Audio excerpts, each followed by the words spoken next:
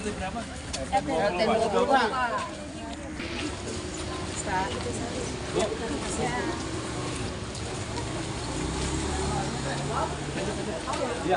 Tambahnya sama.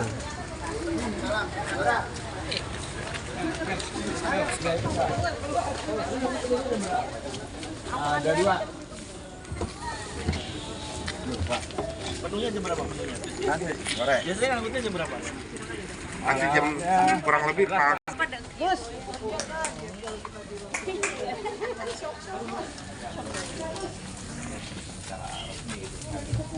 Itu bang sampah ya.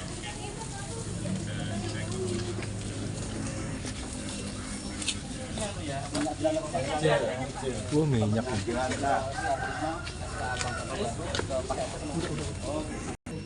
Bapak Dr. RT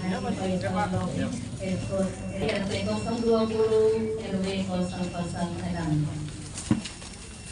Kita langsung kepada pembukaan. Yang pertama pembukaan bank sampah kupu-kupu RT 020 RW 006 oleh Pak Menteri sendiri, Bapak Dok.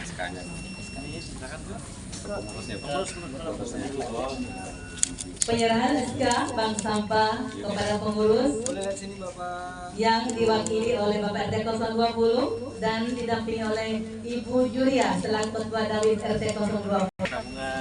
Gimana simbolisnya? Ini atas nama. Oh belum ya. Penyerahan buku tabungan secara simbolik dari Pak Menteri sendiri kepada pengurus Dawit RT 020. Tepuk tangan kepada pengurus RT 020. Kita Kamera Mas. Iya, semuanya. Disilakan. Cuman 2 kali pakai jadi Sedekah minyak Jakarta Kayaknya masih bisa. dari warga RT 020 RW 006. saya jualan gorengan Pak, jadi lantainya begitu. Jadi sekali Jadi RT 20 ini ada pengumpulan minyak Jakarta. kalau saya enggak Pak. Terima kasih Pak Menteri. Rumah kutub ya. Oke, terus lanjut acara. Langsung penimbangan Penimbangan. 20. Ke belakangin dia. Iya, soalnya ini masih percontohan tadinya Pak. Jadi kita masih belajar terus ini apa namanya ini pergang jadi. Pergang. Kan kita gangnya banyak sampai Ini yang punya 11. siapa tahu? Tahu Pak. Ini. Nah, ini jam 8. Cuman ya masih gitu Pak. Di itunya masih ada yang masih plastik gitu. Iya, masih ada plastik Campur. campur. Bekas masak tuh, bekas. Itu masih kecampur. Iya. Tapi udah dikit-dikit udah Mulai ini ya, penuhnya. Ini Coba Bu lihat sini Bu, Bu kasih lihat Bu. kalau seda. Rosida. Ada Oh, ini kalau ada seda. propoin ada. Yang Rosida ini ya. Ini punya siapa? Ini kayaknya gang 9 Pak, saya lupa. Bisa pas ya.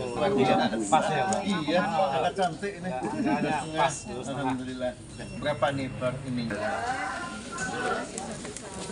Oh taruh situ ya.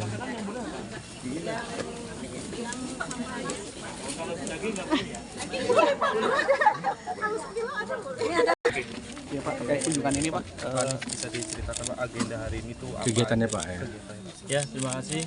Pertama tentu kita ucapkan selamat Hari Raya Idul Fitri 1447 Hijriah. Mohon maaf lahir batin kepada kita semua, dan kita hari ini ada di Kelurahan Rorotan, kelurahan yang bersama-sama pemerintah daerah khusus Jakarta, terutama kota Jakarta Utara, kita mulai membangun piloting project untuk sampah selesai 100% pilah antara organik dan organik.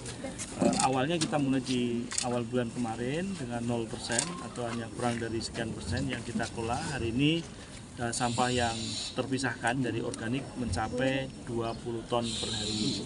Di 20 ton per hari itu setara dengan 60.000 penduduknya. Jadi 60 penduduk dengan angka konversi sampah organiknya 1/4 kilo, maka itu melebihi dari angka konversi sampah. Namun demikian mungkin karena aktivitas bulan Lebaran ini. Nah, jadi tentu ini satu langkah kecil yang sebenarnya sudah kita minta lama. Kita tahun 2025 mencoba menggagas ini belum terrealisasi.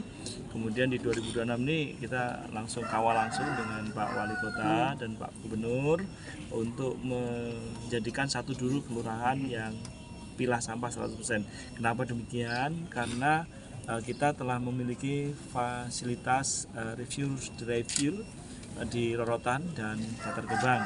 Rorotan 2.500, kemudian Bantar Gebang 2.000 ton per day. Jadi ada 4.500 ton per day yang hari ini tidak optimal operasionalnya karena sampahnya masih campur.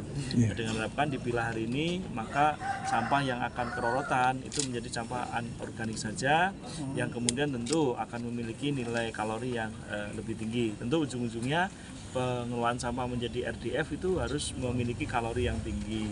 Kalau masih tercampur organik, maka pertama akan menyebabkan bau, kemudian harganya murah, sehingga biaya produksinya semakin tinggi, tidak ada biaya masuknya. Sehingga melalui pilah ini kita harapkan Rorotan bisa operasional dengan penuh. Kapasitas 2.500 ini kalau dioperasionalkan mungkin memerlukan sampah hampir 3.500 lebih ya. Yang kemudian bila mana organiknya bisa kita kelola dengan baik, nilai kalorinya akan tinggi, harganya cukup tinggi RDF bila mana terpisah dari organik. Nah, organik sendiri ini juga manfaatnya juga sudah bisa kita bangun, diantaranya untuk makan ternak. Ini baru makan ternak karena jumlahnya baru 20 ton per day. Tapi semakin besar tentu perlu dipikirkan teknologi yang lebih komprehensif, semisal biodigester.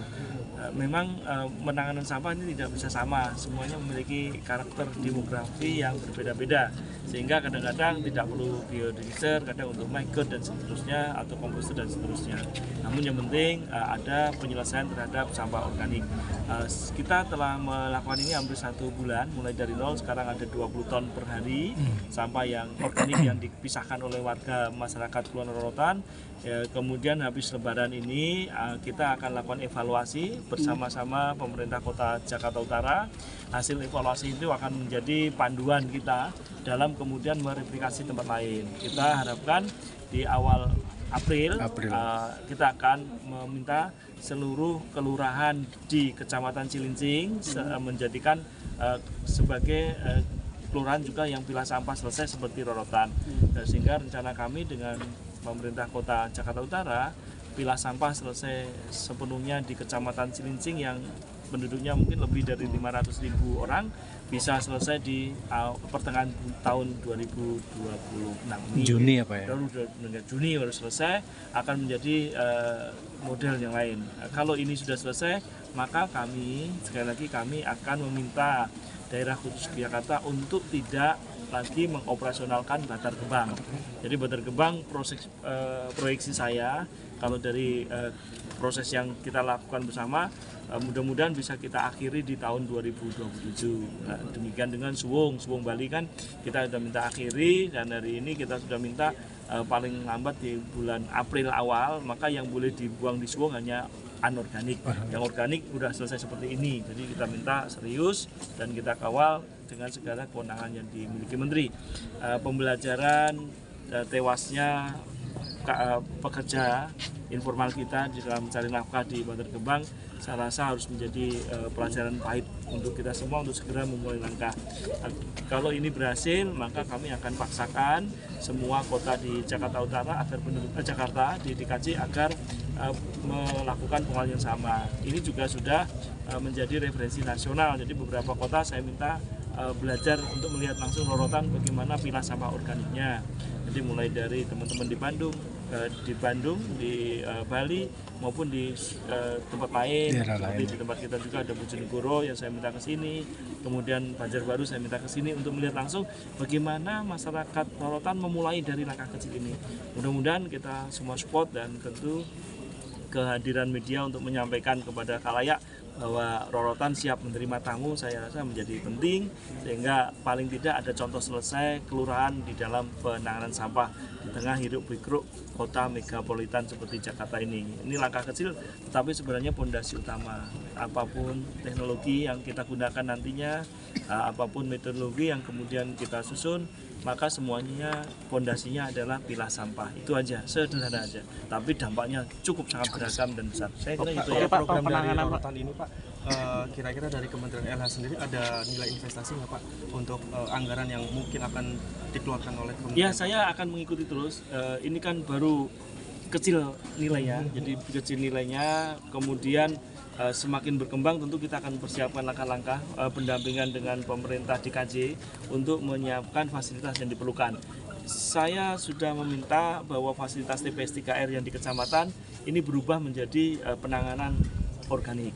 Yang anorganik kita dorong ke rorotan FDF karena itu kan memang sudah dibangun dengan cukup mahal, sehingga lebih bisa optimal kerjanya. Sampah akan selesai, di sisi lain ada nilai manfaat lain yang kebangun. Jadi pengawalan Kementerian Lingkungan Hidup dan semuanya kementerian tentu inline dengan program kerja karena memang sudah tidak waktunya lagi kita membangun suatu fasilitas instalasi tetapi nanti mangkrak gitu ya. Jadi memang kita lihat perkembangannya sehingga sangat optimal. Sekali lagi membangun sesuatu tidak bisa ujuk-ujuk, semua harus dilalui dengan perkembangan. Ibarat anak kecil kalau langsung kita belikan mobil dia kan nggak bisa nyupir. Jadi langkah-langkah pengembangan ini yang sedang kita susun bersama.